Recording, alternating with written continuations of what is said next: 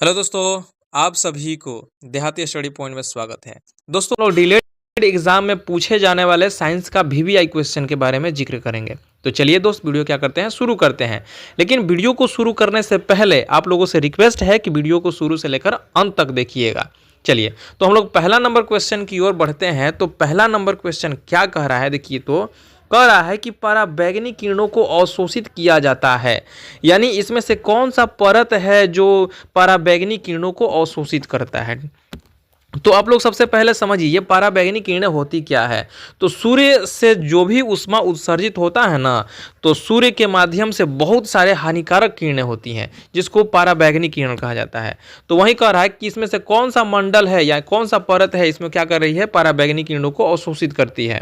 तो याद रखिएगा ओजोन परत जो होता है ना, वो क्या करती है, सूर्य से निकलने वाली जो भी हानिकारक किरणें हैं यानी पराबैंगनी किरणें हैं उनको क्या करती है, अवशोषित करती है।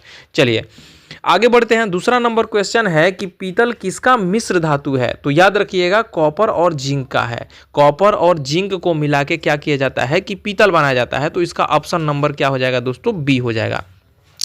चलिए तीसरा नंबर क्वेश्चन है। तीसरा नंबर क्वेश्चन क्या कह रहा है दोस्तों, देखिए तो कह रहा है कि सूर्य तथा तारों में ऊर्जा का प्रमुख स्रोत क्या है। सूर्य तथा तारों में ऊर्जा का प्रमुख स्रोत क्या है। तो देखिए यहाँ पे सूर्य और तारों में जो होता है ना, देखिए सूर्य भी एक प्रकार का तारा ही है। सूर्य क्या है, हमारे पृथ्वी से बहुत ही नज़दीक है, इसलिए इसका स्पेशल नाम रख दिया गया है सूर्य। नहीं तो सूर्य भी क्या एक तारा है। तो देखिए सूर्य में क्या होता है ना कि नाभिकीय संलयन होता है, और नाभिकीय संलयन के माध्यम से ही हमारे पृथ्वी पर जो भी ऊर्जा आता है ना, यानी धूप वगैरह आता है ना, तो नाभिकीय संलयन के माध्यम से होता है। तो सूर्य तथा तारों में ऊर्जा का प्रमुख स्रोत जो है ना, वह नाभिकीय संलयन के कारण ही होता है। तो इसका नंबर क्या हो जाएगा, इसका ऑप्शन क्या हो जाएगा दोस्तों, बी हो जाएगा, याद रखिएगा। चलिए तीसरा नंबर क्वेश्चन क्या कर रहा है कि निम्नलिखित में से कौन सा पादप मलेरिया रोग की दवा है। पादप कहने का मतलब हो गया पौधा हो गया। तो वहीं समझ लीजिए कि निम्नलिखित में से कौन सा पौधा मलेरिया रोग की दवा है। ठीक है, तो देखिए पहला दिया है सिनकोना, दूसरा दिया है थिया, तीसरा दिया है नीम और चौथा दिया है रूट्स दिया है। तो इसमें से कौन सा होगा ऑप्शन, ठीक है। तो इसमें जो पहला जो सही ऑप्शन है ना, वह है सिनकोना। सिनकोना पादप के माध्यम से ही क्या किया जाता है, मलेरिया रोग को दूर किया जाता है, याद रखिएगा। चलिए पांचवा नंबर क्वेश्चन देखिए। तो पांचवा नंबर क्वेश्चन क्या है, कह रहा है कि विद्युत विभवांतर की एसआई मात्रक क्या है, यानी एसआई इकाई क्या है। ठीक है, तो ये क्या है, 10वीं क्लास का क्वेश्चन है, तो आप लोग पढ़े हैं तो आपको ही पता होगा कि विद्युत विभवांतर का ऐसा ही मात्रक जो होता है ना, वोल्ट होता है। ठीक, इसका ऑप्शन नंबर क्या हो जाएगा दोस्तों, बी हो जाएगा। अब चलिए छठा नंबर क्वेश्चन क्या है। छठा नंबर क्वेश्चन देखिए तो छठा नंबर क्वेश्चन कह रहा है कि पंगानूर एक नस्ल है। पंगानूर किसका नस्ल है, गाय का है, भैंस का है, बैल का है या घोड़ा का है। तो देखिए पंगानूर जो है ना, एक जानवर का नस्ल है, और वो जानवर कौन है दोस्तों, गाय है, याद रखिएगा। तो इसका ऑप्शन नंबर क्या हो जाएगा, ए हो जाएगा। यानी गाय का नस्ल है पंगानूर। पंगानूर एक प्रकार का क्या है, गाय ही है जो अलग प्रकार के नस्ल है। ठीक है, चलिए अब सातवां नंबर क्वेश्चन है, कह रहा है कि वह उपकरण जो विद्युत ऊर्जा उत्पादन में प्रयोग किया जाता है। ये देखिए ऑप्शन बाई क्वेश्चन है यहाँ पे, इसमें से कौन सा क्या है उपकरण है, इनमें से कौन सा उपकरण है, क्या करता है कि जिसके माध्यम से हम विद्युत ऊर्जा उत्पादन करते हैं। तो याद रखिएगा जनित्र।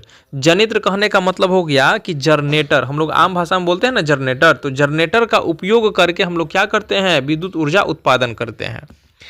अब आठवां नंबर क्वेश्चन क्या है, आठवां नंबर क्वेश्चन क्या है, आठवां नंबर क्वेश्चन कह रहा है, आठवां नंबर क्वेश्चन कह रहा है कि निम्न में से किस ग्रह को सौर मंडल का वैक्यूम क्लीनर कहा जाता है।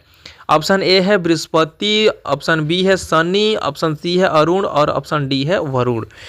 तो देखिए बृहस्पति ग्रह को ही क्या कहा जाता है दोस्तों, वैक्यूम क्लीनर कहा जाता है सौर मंडल का। और सौर मंडल का सबसे बड़ा जो ग्रह है ना, वह है आपका बृहस्पति ही, याद रखिएगा।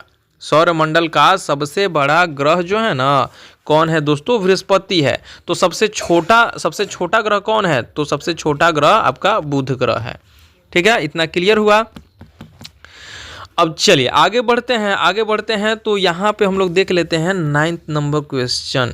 9वां नंबर क्वेश्चन देखिए तो क्या कह रहा है, कह रहा है कि टाइफाइड फैलता है? देखिए, तो टाइफाइड जो है ना एक प्रकार का बुखार है जिसको हम लोग मियादी बुखार कहते हैं, ठीक। तो टाइफाइड बुखार कैसे फैलता है? छूने से, हवा से, पानी एवं खाद्य पदार्थों से, या इनमें से कोई नहीं। तो इसका सही आंसर हो जाएगा आपका आंसर सी हो जाएगा, क्योंकि दूषित पानी पिएंगे और दूषित भोजन करेंगे तो हमें क्या होती है? टाइफाइड होने की संभावना रहती है। चलिए, इतना क्लियर हुआ। 10वां नंबर क्वेश्चन क्या कह रहा है कि किस वर्ग में जीवों की संख्या सबसे अधिक है? तो याद रखिएगा, इस पृथ्वी पर बहुत सारे क्या है? जीव है। उसको क्या कर दिया गया? अध्ययन के हिसाब से उसको वर्ग में डिवाइड कर दिया गया है। तो वहीं पूछ रहा है किस वर्ग में जीवों की संख्या सबसे अधिक है? ऑप्शन ए है मछलियों की, ऑप्शन बी है सांप की, ऑप्शन सी है कीड़ों की, और ऑप्शन डी है स्तनधारी की। तो याद रखिएगा, कीड़ों की प्रजाति क्या है इस पृथ्वी पर? बहुत ज़्यादा है, ठीक है। तो आज के लिए क्या है दोस्तों, इतना ही है, और उम्मीद करते हैं आज का वीडियो आप लोगों को पसंद आया होगा।